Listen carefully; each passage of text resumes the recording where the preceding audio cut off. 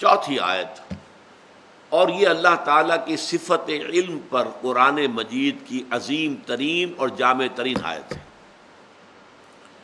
اللہ کی صفت علم کو تین انداز میں بیان کیا ایک ہی آیت میں۔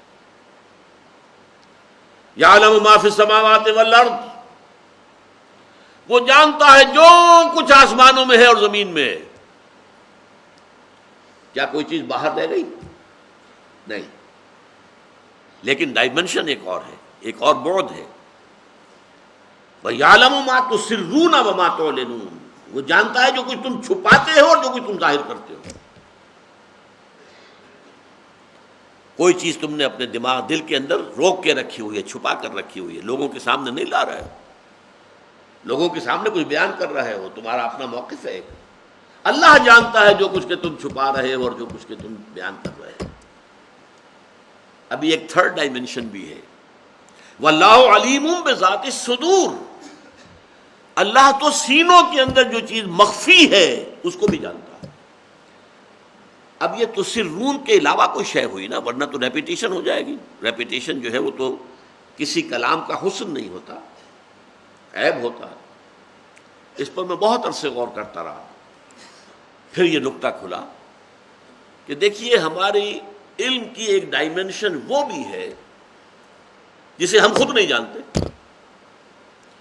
جسے ہم کہتے ہیں subconscious mind. What is lurking in your subconscious mind? جیسے سانپ ہوتا ہے نا پھنیر، اور وہ پھکارے مار رہا ہو، ہمارا سب کانشیس مائنڈ جسے ہم خود بھی نہیں جانتے۔ ہم نے اگر کسی چیز کو جان بوجھ کر چھپایا ہے تو وہ تو ہم جانتے ہیں جس کو ہم چھپا رہے ہیں، وی نو اٹ۔ سب کانشیس مائنڈ وہ ہے جسے ہم خود نہیں جانتے، اللہ اس کو بھی جانتا ہے، جو تمہارے تحت الشعور میں ہے، جو تمہارے لا شعور میں ہے، وہ جو کچھ اندر سے تمہارے نفس کے وسوسے ہو رہے ہیں، الذی یوسوس فی صدور الناس، اور توسوس بہ نفس، یہ جو اللہ تعالیٰ تو ہے ان سے بھی واقف ہے جن کا تمہیں شعور نہیں ہے۔ تو تین ڈائمنشن ہو گئی۔ یعلم ما فی السماوات والارض، وہ جانتا ہے جو کچھ کہ ہے آسمانوں اور زمین میں۔ وَيَعْلَمُ مَا تُسِرُّونَ وَمَا تُعْلِنُونَ، اور وہ جانتا ہے اسے بھی جسے تم ارادی طور پر ظاہر کرتے ہو یا چھپاتے ہو۔ جب ارادی طور پر آپ چھپاتے ہیں تو گویا کہ اس کا علم آپ کو حاصل ہے۔